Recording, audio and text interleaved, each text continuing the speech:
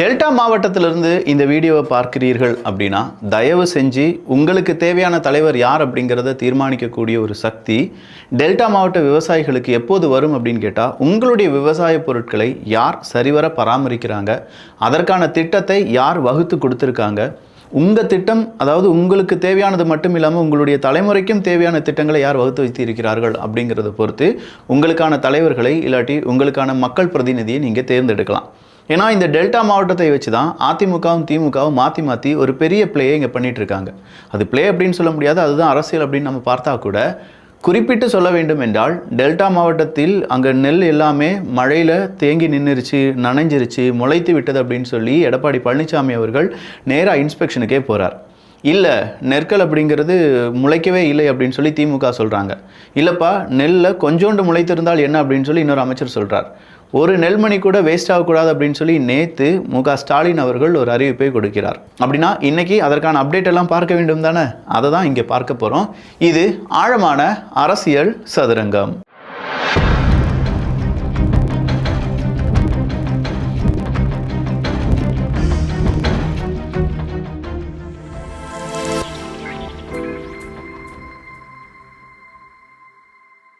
நெல்லினை சாலையில் கொட்டியது ஏன் அப்படின்னு சொல்கிற ஒரு கேள்வியுடன் இன்றைய அரசியல் சதுரங்கம் அப்படிங்கிறது தொடங்குது. பொதுவாக அரசியல் சதுரங்கத்தில் நம்ம பேசக்கூடிய எல்லா டாப்பிக்குள்ளேயும் அரசியல் இருந்தாலும், இந்த நெல் விவசாயம் சம்பந்தமான டாபிக் அப்படின்னு சொல்லும்போது முழுக்க அரசியலை தவிர்த்து மக்களுக்கான ஒரு பார்வை அப்படிங்கிறத நாம் இங்கே பார்க்க வேண்டும். நெல் சாலையில் குவித்தது ஏன்? முதலமைச்சர் கூறுவது போல அவ்வப்போது கொள்முதல் செய்திருந்தால் நெல்லினை சாலையில் குவித்து வைக்க வேண்டிய அவசியம் ஏற்பட்டிருக்காது. கொள்முதல் நிலையத்தில் தினசரி 2000 மூட்டைகள் கொள்முதல் என அமைச்சரும் 1000 மூட்டைகள் என முதலமைச்சரும் மாறி சொல்வதாகவும் இபிஎஸ் விமர்சனம். முதலமைச்சர் மு.க. ஸ்டாலின் அவர்கள் சொல்கிறாரு, கொள்முதல் நிலையத்தில் தினசரி 1000 நெல் மூட்டைகள் அப்படிங்கிறத நாங்கள் கொள்முதல் பண்ணிட்டு இருக்கோம் அப்படின்னு சொல்லி. அமைச்சர் என்ன சொல்கிறாரு, 2000 நெல் மூட்டைகளை நாங்கள் கொள்முதல் பண்ணுறோம் அப்படின்னு சொல்லி. அப்போ மாற்றி இப்படி பேசிகிட்டு இருக்கீங்களே, ஏதாவது ஒன்றையாவது மக்களுக்கு உருப்படியாக சொல்லுங்கள். ஏதாவது ஒரு விஷயமாவது டேட்டா. இப்போ சென்னை நம்ம எடுத்து பார்த்துட்டோம்னா 97% பணி முடிந்து விட்டது, 98%, 95%, இல்லை 94% தான் பணி முடிவடைந்திருக்கிறது அப்படி இப்படின்னு சொல்லுவாங்கல்ல. அப்போ இங்கே யாருக்குமே ஒரு கிளாரிட்டி இல்லாமல் பல விஷயங்களை, ஒரே விஷயந்தான் ஆனால் பல விதமாக இவங்க சொல்வது அப்படிங்கிறது எல்லாமே இங்கே நெல் விஷயத்திலும் நடந்து வருகிறது அப்படிங்கிறது தான் எடப்பாடி பழனிசாமி அவர்களுடைய மிகப்பெரிய குற்றச்சாட்டு. அப்போ அதிமுகவின் சார்பாக எடப்பாடி பழனிசாமி அவர்கள் இப்படி கேட்கும்போது மு.க. ஸ்டாலின் அவர்கள், முதலமைச்சர் மு.க. ஸ்டாலின் அவர்கள் என்ன சொல்கிறாருன்னா, இங்கே பொய் வஞ்சகம் அப்படின்னு சொன்னாலே வரலாறு எடப்பாடி பழனிசாமி அவர்களை தான் சொல்லும். அந்தளவுக்கு பொய்யும் வஞ்சகமும் நிறைந்த ஒரு தலைவர் அப்படின்னு சொல்லி எடப்பாடி பழனிசாமி அவர்களை விமர்சனம் செய்கிறார்.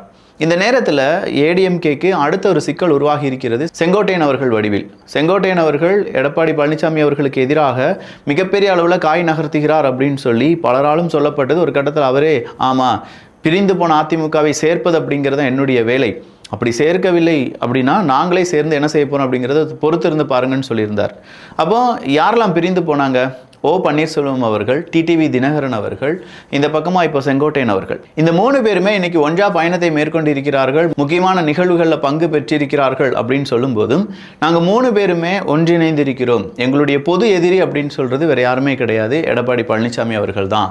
அப்போ நாங்கள் 3 பேரும் சேர்ந்து எடப்பாடி பழனிசாமி அவர்களை வீழ்த்த போகிறோம் அப்படிங்கிற வார்த்தையை சொல்லியிருக்காங்க. அதிமுகவுக்கு ஆல்ரெடி நிறைய சிக்கல் இருக்கும்போது இப்போ இந்த மூவருடைய கூட்டணியும் சேர்ந்து எடப்பாடி பழனிசாமி அவர்களுக்கும் அதிமுகவுக்கும் பெரிய ஒரு சிக்கலை ஏற்படுத்தலாம். இல்லைப்பா, இதைப்போ எடப்பாடி பழனிசாமி அவர்களிடம் கேட்கும்போது அவர் என்ன சொல்கிறார் அப்படிங்கிறது நம்ம கேட்கணும்ல, ஒரு சைடு மட்டும் பார்க்கக்கூடாதுல்ல. அவர் என்ன சொல்கிறாருன்னா, ஒரு பயிர் நன்றாக வளர்வதற்கு களைகள் அப்படிங்கிறதுலாம் பிடுங்க வேண்டும். இந்த களைகளை பிடுங்கினா தான் அந்த பயிரோ இல்லாட்டி மரமோ செடியோ நல்லபடியாக வளரும், அதுக்கு தேவையான சன்லைட், அதுக்கு தேவையான சத்துக்கள் இதெல்லாமே கிடைக்கும். அதே மாதிரி அதிமுகவும் நல்லபடியாக வளர வேண்டும் என்றால் அதில் இருக்கக்கூடிய களைகளை பிடுங்க வேண்டியதாக இருந்தது. இப்போ அந்த களைகளை பிடுங்கி விட்டோம். அதனால் 2026 ரொம்ப ஹெல்த்தியாக அதிமுக தான் ஆட்சி அமைக்கப் போகிறது அப்படின்னு சொல்கிறத எடப்பாடி பழனிசாமி அவர்கள் இன்று குறிப்பிட்டிருக்கிறார். ஸோ இவ்வளோ தூரம் நம்ம பார்த்தது நெல் சம்பந்தமான ஒரு செய்தியாக இருந்தாலும், நான் சொன்னேன் இது விவசாயம், டெல்டா விவசாயிகள், டெல்டா பகுதியினுடைய ஓட்டுக்கள் சார்ந்து இருக்கக்கூடிய செய்திகள் தான். இன்னொரு செய்தி ஒன்று வெளியானது. எக்ஸல் காலேஜில் ஒரு 100க்கும் அதிகமான மாணவ மாணவிகள் அங்கே சாப்பிட்ட சாப்பாடு பிடிக்காமல் ஹாஸ்பிட்டலில் அட்மிட் ஆகியிருந்தாங்க. இப்போ அவங்க வீட்டுக்கு போயிட்டாங்க, அதனால் லீவ் அப்படிங்கிறத கொடுத்துருக்காங்கன்னு சொல்லி. இன்னும் கொஞ்சம் பேர் என்ன சொல்லிட்டாங்களாம், எக்ஸல் இந்த காலேஜில் இந்த மாதிரியான பிரச்சனை வந்து இறந்துட்டாங்க அப்படின்னு சொல்கிற செய்தியை பரப்பியிருக்கிறார்கள் என்று 2 பேர் மீது வழக்கு பதிவு செய்து அந்த 2 பேரையும் இப்போ அரெஸ்ட் செய்ய போவதாக செய்திகள் வெளியாகி இருக்கிறது. அரெஸ்ட் செஞ்சிட்டாங்களா அப்படிங்கிறது தெரியல. ஒருவேளை இதை நீங்கள் பார்க்கும்போது அவங்களை அரெஸ்ட் பண்ணியிருக்கலாம். அப்படின்னா எக்ஸல் அந்த காலேஜில் எதுவுமே நடக்கலையா? உண்மையிலேயே அங்கே மாணவ மாணவிகளுக்கு என்ன நடந்தது அப்படிங்கிற ஒரு கேள்வி இருக்கலாம்ல. இந்த கேள்வியை நம்ம என்ன சொன்னாலும் சரி அதுக்கு எதிராக வழக்கு தொடரப்படும் அப்படிங்கிறது எனக்கும் தெரியுது நல்லாவே. அதனால் டிஎன் ஃபேக்ட் செக் யூனிட் இல்லாட்டி தமிழக அரசாங்கம் சார்பாக உண்மையை கண்டறியும் குழு அப்படின்னு ஒன்று இருக்குல்ல, அவங்க என்ன ரிப்போர்ட் கொடுத்துருக்காங்கிறத வாசித்து பார்க்கலாம்.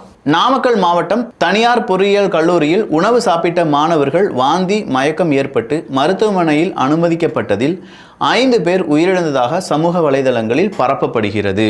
ஸோ 5 பேர் உயிரிழந்து விட்டார்கள் அப்படிங்கிறது தான் தவறான செய்தி. அது பரப்பப்பட்டு வருகிறது என்பது தான் டிஎன் ஃபேக்ட் செக் அப்படிங்கிற அவங்க ஃபேக்ட் செக் பண்ணியிருக்காங்க.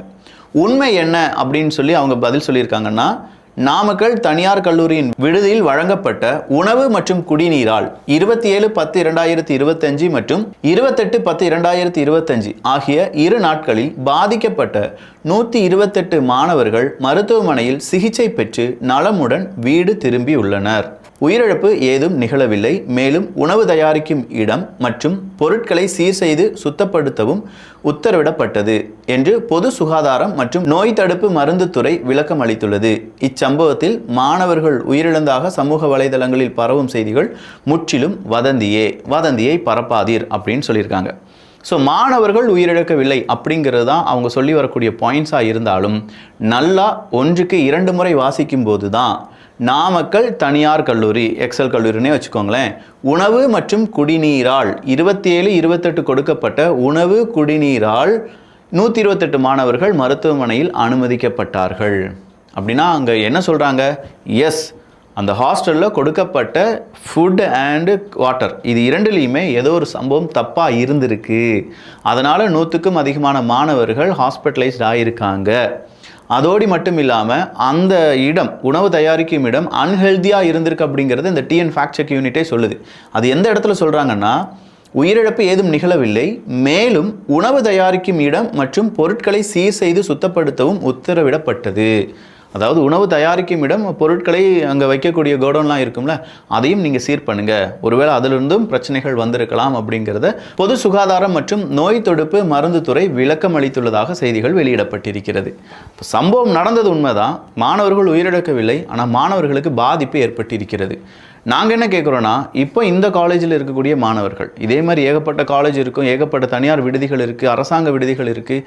அங்கே எல்லாமே அரசியல்வாதிகள் அங்கே போக முடியாது அப்படிங்கிறது நமக்கு நல்லாவே தெரியும். ஆனால் அரசு அதிகாரிகள் நீங்கள் உங்களுடைய வேலையை செவ்வனே செஞ்சீங்கன்னா இந்த மாதிரியான பிரச்சனைகள் வராமல் தடுக்கலாம். நிறைய மாணவ மாணவிகள் குழந்தைகளுடைய உயிரை காப்பாற்றலாம் என்பதில் யாருக்கும் மாற்று கருத்தே கிடையாது. அதனால் எங்களுக்காக நீங்கள் இருக்கீங்க, எங்களுக்காக உங்களுடைய வேலையை நீங்கள் செய்வீங்க அப்படின்னு சொல்லி நாங்கள் எதிர்பார்க்குறோம். அடுத்ததாக வந்த செய்தி என்ன அப்படின்னு பார்த்தீங்கன்னா, நகராட்சி நிர்வாகம் மற்றும் குடிநீர் வழங்கல் துறையில் வேலையில் பணியமர்த்த லஞ்சம் வாங்கியதாக அமலாக்கத்துறை தமிழக அரசுக்கு அனுப்பிய ஆவணங்களில் அமைச்சர் நேரு மற்றும் அவரது சகோதரர் ரவிச்சந்திரனின் பெயர்கள் இடம்பெற்றுள்ளன. இந்த இடம்பெற்றிருப்பது அப்படிங்கிறதெல்லாம் இடி சாதாரணமாக சொல்லலையாம். இடி ரொம்ப தெளிவாக இந்த வேலையை பார்த்துருக்காங்க. இடி போய் நம்முடைய காவல்துறை அதிகாரிகளுடன் நம்முடைய தமிழக அரசாங்கத்திடம் ஒரு சின்ன எவிடன்ஸோடு சொல்லியிருக்காங்க. எப்பா ஒரு 10 ரூபாய் நோட்டுக்கான ஒரு புகைப்படம்லாம் எங்களுக்கு கிடைச்சிருக்கு, ஹவாலா பணம் அப்படிங்கிறது இதில் விளையாண்டுருக்கு. 2500க்கும் அதிகமான இடங்கள் நிரப்பப்பட்டிருந்தாலும் அதில் அதிகமான இடங்கள் 25 லட்சத்திலிருந்து 33 லட்சம் ரூபாய் விலை கொடுத்து வாங்கப்பட்டிருக்கின்றன. இந்த வேலையை விலை கொடுத்து வாங்கியிருக்காங்க.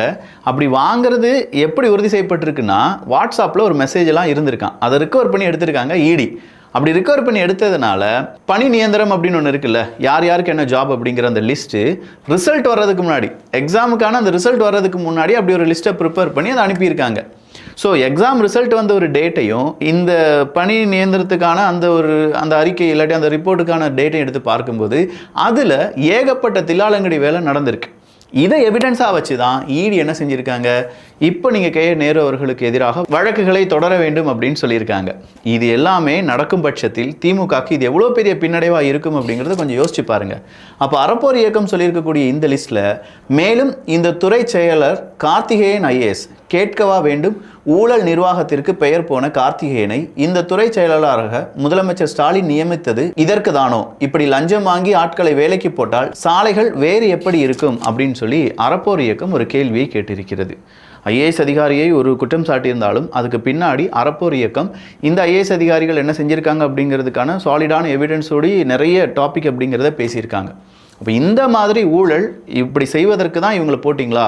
இந்த ஊழல் நடந்தால் இங்கே ரோடுகள் எப்படி இருக்கும், ரோடுகள் எல்லாம் இப்படித்தான் இருக்கும் அப்படிங்கிறதான் அறப்போர் இயக்கம் சொல்லியிருக்கக்கூடிய ஒரு மிக முக்கியமான செய்தி. சரி, இதுதான் ஒரு செய்தியாக இருக்கும் அப்படின்னு சொல்லி பார்த்தோம்னா, மேயர் பிரியா அவர்கள் மழைக்காலத்தில் புதிய சாலை அமைப்பது சிரமம் அப்படின்னு சொல்லியிருக்காங்க. இந்த புதிய சாலை அப்படிங்கிறது மழைக்காலத்தில் அமைக்க வேண்டும். நம்மகிட்ட நல்ல ஒரு சிஸ்டம் இருக்குது, நம்மகிட்ட நல்லா படித்த அதிகாரிகள் இருக்காங்க, நல்ல அரசியல்வாதிகள் இருக்காங்கன்னா, எப்பா இந்த அக்டோபர் நவம்பர் டிசம்பரில் மழை வந்துடும் பார்த்துக்கோ. அதனால் நம்ம என்ன செஞ்சிடும், இந்த ஆகஸ்ட் செப்டம்பருக்குள்ளே எந்தெந்த ரோட்டில் குண்டும் குழியுமா இருக்கோ அதெல்லாம் சீர் செஞ்சுருங்க அப்படின்னு சொல்கிற உத்தரவை நம்ம பறக்க விட்டுருப்போம். அந்த குண்டுங்குழிக்கான அந்த வேலைகள், அதை கணக்கெடுக்கக்கூடிய வேலைகள் எல்லாமே ஒருவேளை நம்ம ஆகஸ்ட்டில் செஞ்சு அதை செப்டம்பர் மாதம் குண்டுங்குழி எல்லாத்தையுமே மூடி இருப்போம். ஏன்னா அக்டோபர் நவம்பர்லாம் மழை வந்துடும் தெரியுமே நமக்கு. காலங்காலமாக இதுதான் நடந்துட்டுருக்கு. நாம் ஏதோ திடீர்னு இந்த வானத்துலேருந்து கீழே விழுந்த மாதிரியும் அக்டோபர் நவம்பர்லாம் நமக்கு இங்கே என்ன நடக்குதுன்னே தெரியாதுப்பா அப்படின்னு சொல்கிற மாதிரிலாம் கிடையாது. மக்களுக்கு, பாமர மக்களுக்கு கூட தெரியும் அக்டோபர் நவம்பர் டிசம்பர் சென்னையில் வாழ்வது ரொம்ப கஷ்டம். மழை வந்துடும், மழை வந்தால் வெள்ள நீர் அங்கங்கே இருக்கும் அப்படிங்கிறது எல்லாருக்கும் தெரியும். இப்போ மேயர் பிரியா அவர்கள் சொல்கிறாங்க, எல்லா சாலையிலும் குண்டுங்குழியுமா இருக்கே அப்படின்னு கேட்டதுக்கு, இப்போலாம் சரி பண்ண முடியாதுங்க. இல்லை மேடம், நாங்கள் இப்போ சரி பண்ணி சொல்லி கேட்கல, ஒரு 3 மாதத்துக்கு முன்னாடியே சரி பண்ணியிருந்தீங்கன்னா, வெயில் சுள்ளுன்னு அடிச்சிச்சு பார்த்தீங்களா, அந்த நேரமே நீங்கள் சரி பண்ணியிருந்தீங்கன்னா இப்போ மக்கள் நல்ல சாலையில் போயிருப்பாங்கல்ல. இதுதான் மக்கள் கேட்குறாங்களே தவிர நீங்கள் ஏன் சாலையை இப்போ புனரமைக்க மாட்டேங்கிங்க அப்படின்னு சொல்லி அவங்க கேட்கல. ரொம்ப மக்களை எதுவுமே தெரியாதவர்கள், இல்லை எதுவும் எதிர்த்து கேள்வி கேட்க மாட்டாங்க அப்படிலாம் நினைக்க வேண்டாம். இது உங்களுக்கு எதிரான கேள்வியும் கிடையாது, மேயர் பிரியா அவர்களுக்கு எதிரான கேள்வி கிடையாது. நாம் கேட்குறது என்னென்னா, ஒரு சிஸ்டம் செயல்பட்டு கொண்டு இருக்கிறது மக்களுக்காக, மாணவர்களுக்காக, இளைஞர்களுக்காக. அந்த சிஸ்டம் 3 மாதத்துக்கு முன்னாடியே இந்த ரோடை சரி பண்ணியிருந்ததுன்னா அந்த சிஸ்டம் நாங்களும் யூஸ் பண்ணக்கூடிய அந்த ரோடு சரியாக இருந்திருக்கும். அந்த சிஸ்டம் அங்கே ஃபெயிலியர் ஆயிடுச்சு, அதனால் நீங்கள் ரோடை சரியாக போடலை, இப்போ குண்டும் குழியுமாக இருக்குது, எங்களால் ரோடு போட முடியாதுன்னு சொன்னால் இதுதான் சரியில்லை அப்படிங்கிறோம். மக்களாகிய இங்கே இருக்கக்கூடிய பாமர மக்கள் இல்லாட்டி டிபி ட்ரூப்ஸ் இவங்கெல்லாம் விழிப்புடன் அரசியலை கவனிக்க ஆரம்பிச்சிட்டாங்க. இது எல்லாமே அரசியல் தானே. நீங்கள் என்ன சொல்கிறீங்க, ரோடு குண்டும் குழியுமா இருக்கிறது அரசியல் இல்லையா? அதுக்கு பின்னாடி ஊழல் இருக்குது, அதுக்கு பின்னாடி சரியான திட்டமிடுதல் இல்லாமல் இருக்குது, அதுக்கு பின்னாடி நம்ம தேர்ந்தெடுக்கப்பட்ட மக்கள் பிரதிநிதி அவருடைய வேலையை செய்யவில்லை அப்படின்னு சொல்லலாம். அப்போ இதுக்கு பின்னாடியும் அரசியல் இருக்குது. இப்படி குண்டூசி சைஸில் அரசியல் இருக்கக்கூடிய விஷயத்தையும் மிகப்பெரிய லென்ஸை வச்சு பார்க்க வேண்டிய வேலை நம்முடையது. அதை டிபி ட்ரூப்ஸ் சார்பாக நம்ம அரசியல் சதுரங்கத்தில் செஞ்சிட்ருக்கோம், இனியும் செய்வோம்.